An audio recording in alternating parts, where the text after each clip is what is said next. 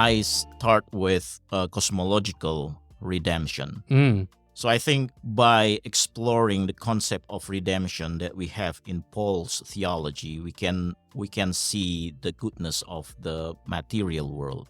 Because if we want to have ecological discussion among the Christians, we need to understand first the position of the material world. Because one of the challenges, or the biggest challenge for us to have this ecological discussion, is because we see material world as a secondary entity, sinful entity, and will be demolished.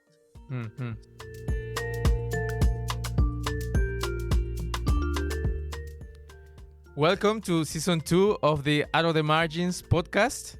The podcast space, especially in the Christian world, is saturated by Western voices. But if we want a diversity of thought to face the future together, we need to step back and hear voices from out of the margins. Here, we'll be offering insights from experiences and perspectives from the majority world. My name is Edgar. And I'm Simon. And we are part of the Langham Partnership team in Australia. And on each episode, we will be bringing to you our conversations with pastors, leaders, and scholars from the majority world. This podcast is brought to you by Young Langham Australia.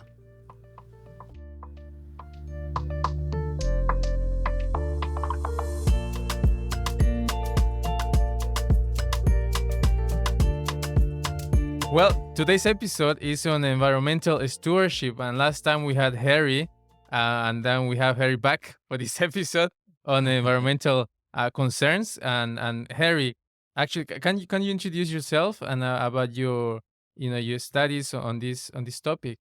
Yeah, thank you for having me again. So yeah, I'm Harry Susanto. Currently, I do my PhD at Otago University in New Zealand. I'm from Indonesia. So back in Indonesia, I teach in one of the theological seminary there, Evangelical Theological Seminary, and I teach New Testament. So you're also doing a PhD related, but particularly to this topic. Yes, the topic of my PhD thesis is Pauline cosmological redemption as the basis for Christian ecological concerns for Indonesian context. Wow. So I try to find how Paul's theology can inform us as we try to find a Christian ecological concerns. Yeah. Now that's I think that's a very amazing, relevant topic, particularly for our times. That I think climate change and all of that is very, very in our radars, right? Yeah, even though not all people believe in climate change, but again, the effort to try to find what the Bible can say about ecological concern is not necessarily related to climate change. If you believe in climate change, that will be fine. Yeah. But if you don't believe in climate change, we cannot ignore that ecological crisis is around. So either it's part of climate change or not, but we can see deforestation, air pollution in many places in the world. So this topic still relevant. Yeah. And so I imagine it's hard to ignore the call to ecological stewardship. Yes. From what you found. Yes, that's true. So because as a Christian, we still have this responsibility to address this ecological issue.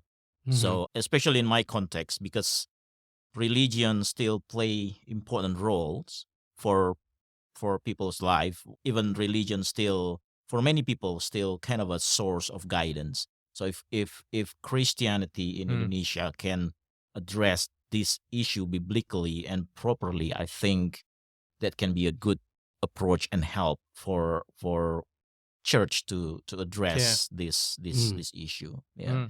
Now, I've heard most calls to ecological stewardship just come from the early chapters of Genesis. Yeah.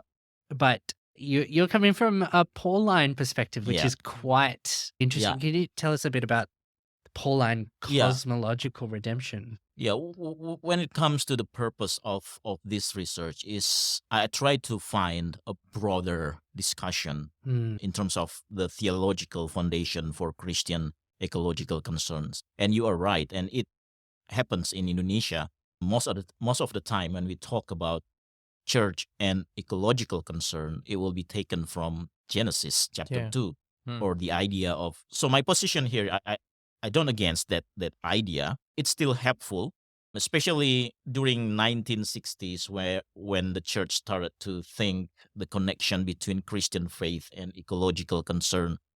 This passage is very helpful. But the thing is, we need to expand the foundation. We need a more profound foundation, especially the theological foundation that is connected to our Christological tradition. So that's why I try to find what Paul's theology can inform us, especially related to the idea of redemption. Yeah, to bring or to situate Christ in this endeavor to find Christian ecological concerns. So in that concept then of creation care, how does it fit that into the broader framework, I guess, in Indonesia for the church? First of all, it will be related to the ethical perspective or Christian ethics. By exploring these Christian ecological concerns, we can expand our Christian ethics.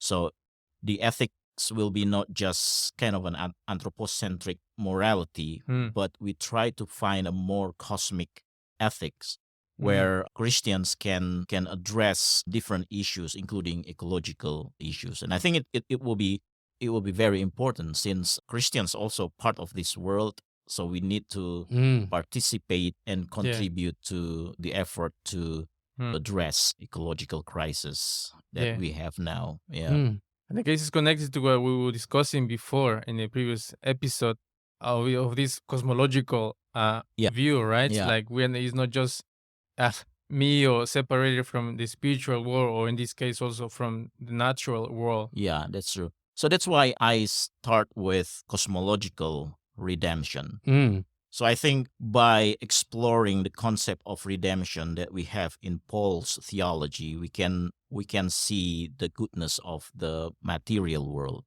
Because if we want to have ecological discussion among the Christians, we need to understand first the position of the material world. Because one of the challenges, or the biggest challenge for us to have this ecological discussion, is because we see material world as a secondary entity, sinful entity, and will be demolished.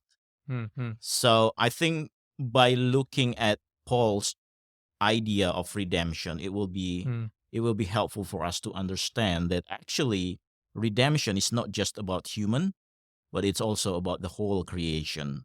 In my research, I focus on Colossians 1, verses 15 to 20. Okay. And this passage correlates Jesus' work as creator and redeemer.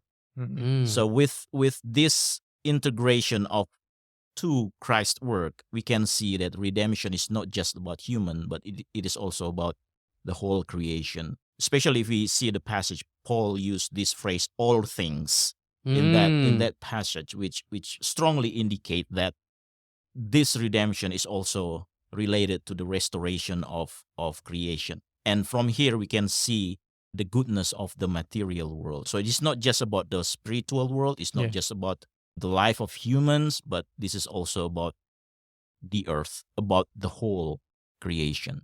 Yeah, so you've talked about the way in which there's an expectation that the material world will be destroyed. I think I've heard that as a fairly common argument against ecological stewardship here, that I can think into a particular video of God's going to come and redeem the world. There's an eschatological view, so use as much petrol as you want, get as much oil. It was an American pastor that I've seen, and I mean that's a genuine view of a lot of Christians. Why bother when God is just going to come and there's an eschatological reality of a new earth. So why not just use up the old one? And I think part of that eschatological perspective is that people is expecting rapture. Yes. So you will be taken away from the earth, and the earth will be demolished, and we will live somewhere with God, which we call heaven. Yeah. But actually, it's not what the Bible says about the end of the world. Clearly, the Bible is talking about new heaven and earth, Yeah. which I think we don't have time to talk about this a new heaven and earth. But it's Sure. clear from the Bible that it is the restored creation. Yeah. So it's not about a place far away there, spiritual place, Yeah. but this is about the creation that has been restored through the redemption. Yeah. Yeah. And also, I guess another kind of argument against or the view of environmental care is like it is not real. The goal of salvation is just the souls, right? Yeah. Like building churches and but so that's like the environment and care, all of that is just very, very Yeah. It's sort of an secondary. edge case. Yeah. Yeah. So that's why I said earlier that mostly the theology that we have now is very anthropocentric, more focused on human.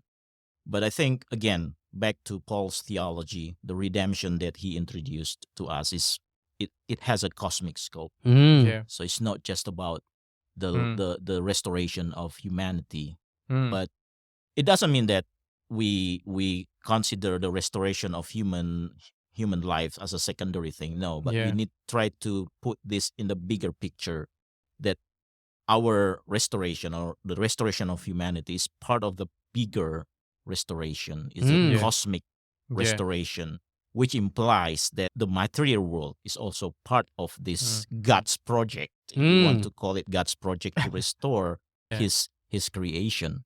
So this is the good thing for us to start to see that the material world is also God's creation, and it is a good creation as well. Yeah. So that's helping me get the idea of what's going on there, that in the same way that we think it's good for us to be sanctified here on earth, as like we're not thinking, well, some of us might, but that there's some sort of eschatological reality in which we'll all be glorified. So, who cares what we do right now? Yeah. That there's a work towards sanctification because it's good. So the same way that we think of our own sanctification, we can think of, the sanctification of everything now. Or the cosmic. Cosmic redemption. Cosmic redemption. Well, what you were saying. Cosmic redemption. Yeah. But yes, that really, really helps me to get my head around it from that perspective. Because I would balk at the idea that it's like, well, we're going to be glorified at the end, so it's like that doesn't matter. It's like no, because we know what's good. Yeah. And I think by saying that we have ecological concern, it doesn't mean also we replace This is one of the critics that I got. Some people say, do you want to change evangelism to human with, for example, do a plantation for forest or things like that? I say no. I still see that evangelism towards humans still part of our mission. Yeah. But the thing is, the implication of that mission, we need to make it to be broader. So this is not just a project to bring humans to the church, but bring humans to a lifestyle that appreciates the importance of God's creation. Right. Yeah. So I think this is the point that important to be say again and again. So this is not about ecocentrism. This is not about environmentalism, but this is part of our obedience to God, to see His creation as part of the reflection of the goodness of God, so that we have this kind of responsibility to take care of this creation. Yeah. Yeah. Great. And so then, how does the Indonesian context views nature? Like, how I'm thinking in different parts of the world, like even the indigenous people here in Australia, they have a really strong view or respect like about nature, like nature and the place is very important, right? So like for Indonesia, what's the view or relationship with nature and Yeah, I think at least we can see two different approach.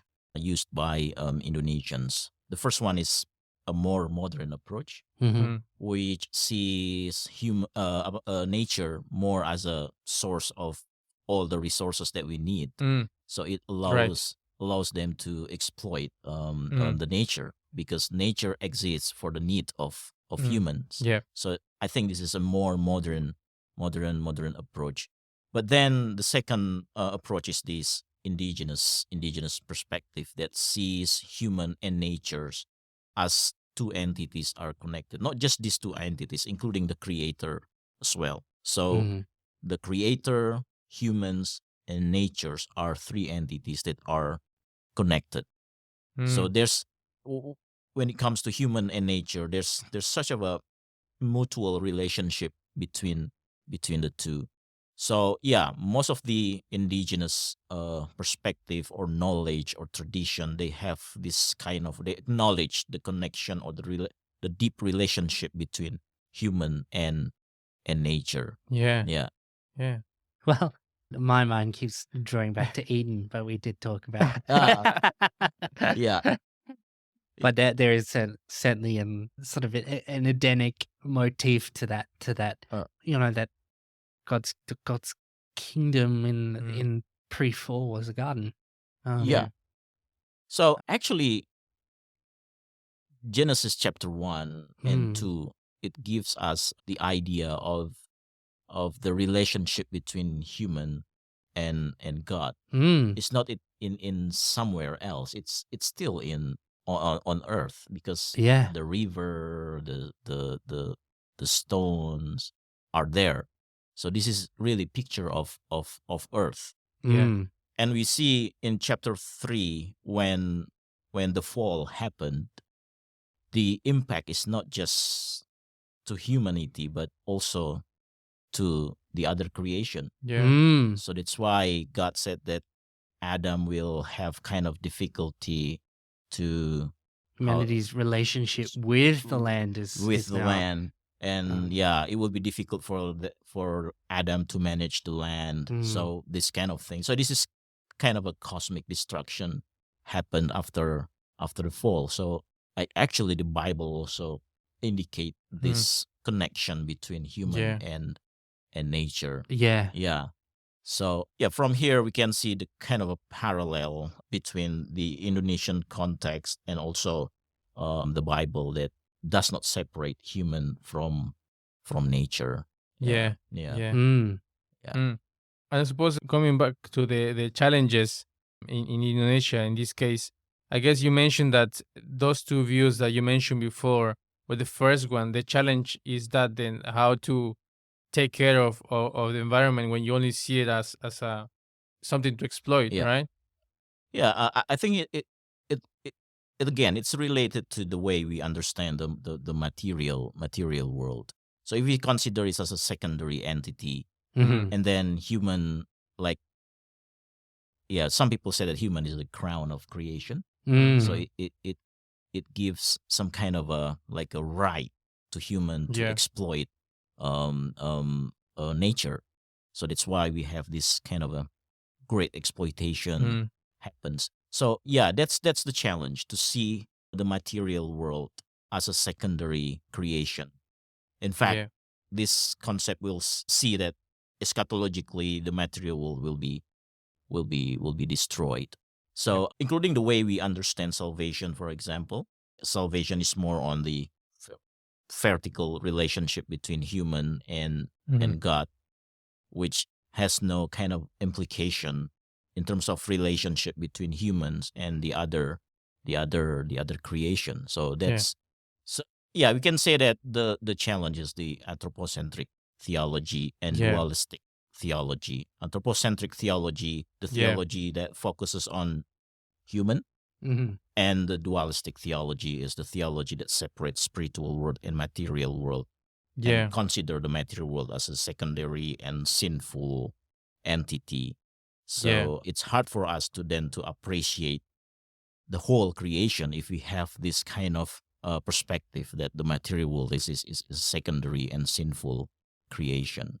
So we need a theology that emphasizes the goodness of all creation. Yeah. It's interesting, I think. Well, actually, strangely, I think to the Abolition of Man, C.S. Lewis, of the sort of thing that nature is something to be overcome. Everything is something to be subdued, like our own minds, our environment, there's this sort of sense that, we'll figure it out. We'll figure out a way to subdue climate change. We'll Yep. figure out a way Or to to save it. we'll figure out a way to some sort of technology will come along and we'll figure that out, or we'll work together to figure this out in this way. And ultimately we want to subdue everything about nature. We want to and sort of subdue ourselves and Yep. come up with Controlling. come up with new ways to control and Yeah. and so when you come from that sort of materialist technological perspective, it's like nature is something to be organized and made efficient, Yeah. I suppose. Yeah. And like, you protect it, but you protect it in sort of the image that we want it, and everything gets molded underneath us. Oh, Mm. when it comes to the modern world, we have this many efforts done by different governments to restore nature, Mm. to reduce this ecological crisis. But Yeah. again, I see that as a way we organize nature Mm. for the benefits of human. Yeah. Most of this effort is related to have a better economic development, which again, it is for the benefit of Yeah. humanity. Yeah. So that's why I think it is important then Christianity try to talk about this from the perspective of God as the creator, Yeah. and then redemption as the process of restoring the creation. So we see nature, environment, or any kind of term that we want to use, or Yeah. probably earth, creation. We see this as a part of God's work. So God tried, so from the book of Genesis, God create Yeah. earth, and then we see the fall. And then from the Old Testament, we see God try to bring his kingdom again to earth. So this is kind of a restoration. So the idea of cosmic restoration actually is not started in Paul. It was started since Old Testament. Yeah. We have this kind of a promise that the whole creation will be restored. And then Christ is the realization of this restoration. So from this perspective, that the way we try to develop this ecological concern is not merely for the benefit of humanity, but we see creation on the owner of the creation is God, and we worship him, and this is part of our obedience You say to him. glorify God Yes, as well? to glorify God. That's right.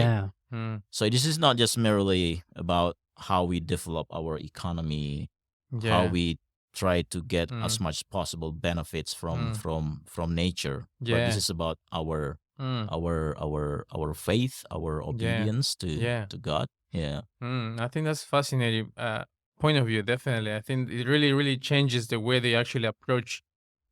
Because if realizing that, you might do the best with consciously live your life with how you dispose of rubbish or that sort of thing. But in the end, like, you seek to glorify God, to take care of nature, to glorify God as not something that I will save myself in terms of the environment, but it's something that honors God. That's true. So that's why I always say that this is not ecocentrism, this is not environmentalism, but this is part of our worship. This is part of our religious life. This is part of our spirituality. Because we appreciate the creator, so that we have to take care of the creation.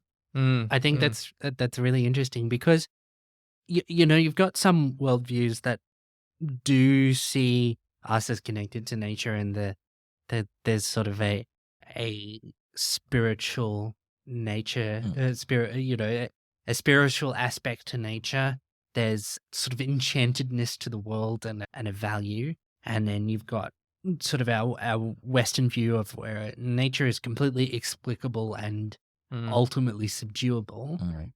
And I think Christianity is unique in the way that it brings, like, this is an ordered God who brought order to the universe, who makes it who makes it explicable and makes it like we can learn about nature, and we are called to rule over it and subdue it. But also, it's God's beautiful creation that That's brings true. glory to Him. Yeah. And so we actually offer something like that brings unity to these totally dichotomous ideas that keep bashing up against each other. Yeah, that's true. So what I try to introduce here is that the ecological concern, it can be part of our faith. Yeah. So this is not because you don't want to have a bad environment, for example. No, this is because your connection with God, your relationship with God. So this is kind of the implication of the deep relationship with the Creator.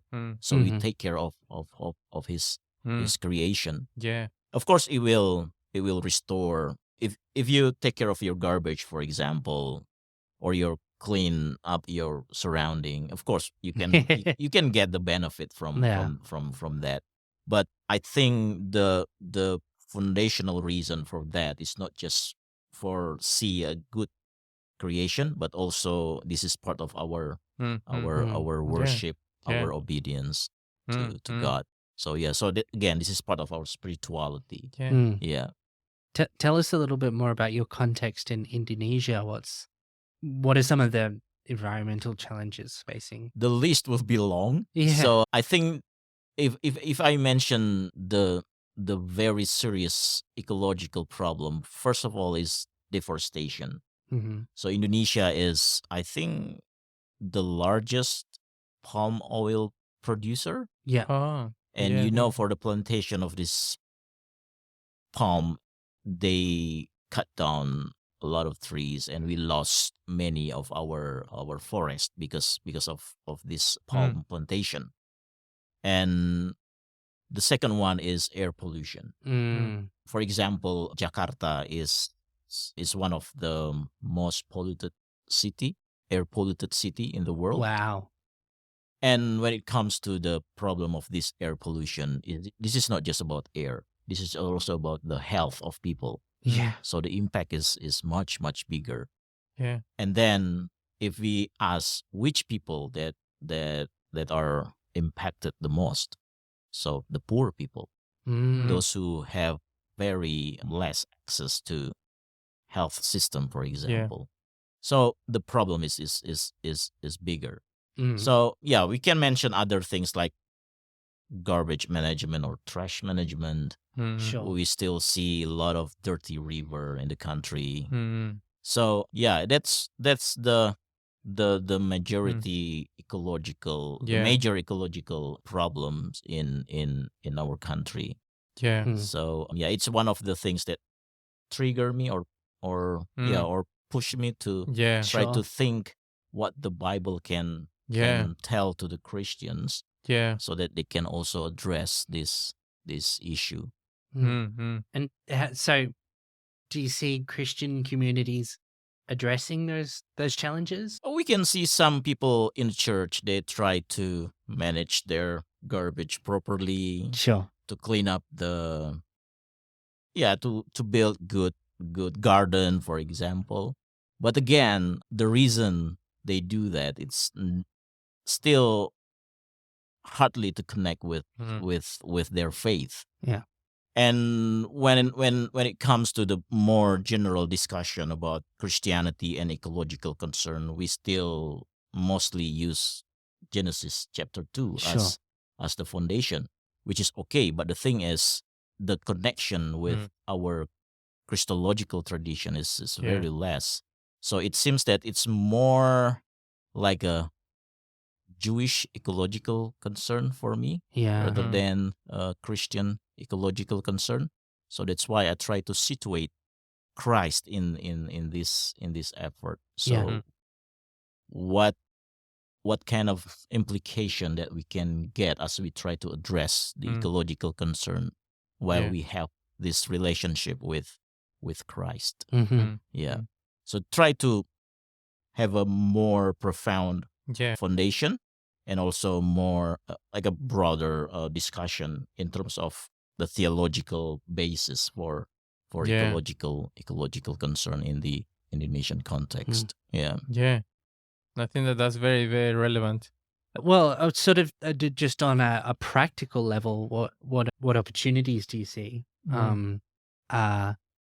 for Christians to maybe we can make this a twofold question. So what opportunities do you see in Indonesia? But then, sort of with your experience of the West, do you see any opportunities for people like us here in Australia to be more environmentally concerned? Yeah, for the Indonesian context, in my research, I try to connect the cosmological redemption with one of the Indonesian indigenous knowledge from one of the ethnic groups called Javanese. Yep. So if we talk about the opportunity that we have in the Indonesian context, that is that this indigenous view actually already have some kind of a knowledge that appreciate nature. So this is a good opportunity for us because we already see the parallel between the cosmological redemption that that tells us about the goodness of the material world, and we have this Javanese indigenous perspective that sees nature as a good thing. They have this philosophy called, in Javanese they call it Memayu Hayuning Bawono, meaning to beautify the world, to beautify nature. So they have this perspective already that we have to take care of the nature. And this is part of their spiritual life. Yeah. Because of their connection with the creator. So they should have this they should do this responsibility to beautify the world. Yeah. So in our context, we already have this kind of opportunity to have a good discussion about Christianity, and of course the cosmological redemption will give some kind of a Christian perspective for the church that actually our ancestors already inherited us this kind of perspective that we have to beautify the world because we appreciate the material world as a good thing. Yeah. And also in the Indonesian context, the indigenous people, they believe that material world still possible to be the dwelling place for spirits, any spirits. Sure. Yeah. In Christian perspective, we have this the theology of place. The idea of the theology of place is to see God is restoring the world, restoring the earth, so that He can dwell on earth with His people. Yeah. And the Javanese idea or Javanese indigenous perspective already has this kind of idea that the spirits can live on earth or in the material entities. So this is also the opportunity for the Indonesian context. So when it comes to, because you asked also about the Australian and Western world, I think we need more kind of a discussion. Yeah. Because the country like Australia, and also right now I live in New Zealand, the government has kind of a good appreciation or have a good, how I call it, like a kind of a project or program to take care of nature. So I think that's already a good beginning. And for the Christian context, why don't we try to correlate it also with Christian faith? We can can find a way how this can be correlated with our Christian tradition. For me, it's very very helpful for me to do this research in New Zealand because they have some sort of appreciation of nature. And also in my departments, in theology department at Otago University, there are some scholars who tried also to connect Christian faith with ecological concerns. So we can find probably the Western world with their own approach, with their own the way they understand the Bible. They can find another way. But for the Indonesian, like I said earlier, we already have this perspective that we appreciate the relationship between human and nature. Yeah. And that's very interesting. Yeah. Wow. Yeah, that's just really helpful to think of ultimately the opportunity to be a worldview change, because that's where our that's where our sort of practical actions come from, and I think sometimes we here in the West want and expect sort of this list of things to do. That's like recycle more or something like that. Yeah. Whereas actually, to change our worldview would be then to bring an element of like ecological care to our spiritual life that we live out every day. By adding Christian perspective, it will enrich the practical way here to manage the garbage or so it's for especially, at least we can start from the Christian context, from Christian people, that we need also to put our faith or our perspective related to our faith or our relationship with Christ in this effort. So it will enrich the how to call it, tradition or and I think you've really convinced me that that the Christian worldview has something really valuable to offer the conversation. And also for young people, I think it's very important, because one of the challenges with the young people is they hard to find a connection between their faith with the issues that they have now, social issues, ecological issues. I think one of the big questions that they have in terms of the ecological concern: how can I connect my Christian faith with the ecological crisis? So by doing this effort, I think we can help our young Christians to, at least they can get some kind of a suggestion that Christian faith also has this kind of concern to take care of nature.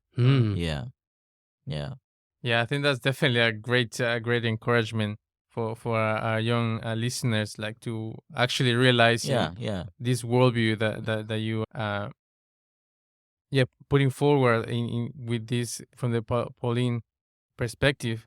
Like this cosmological perspective that God and nature and humans, we are interconnected, and that's a way that we honor and glorify God. It's fantastic.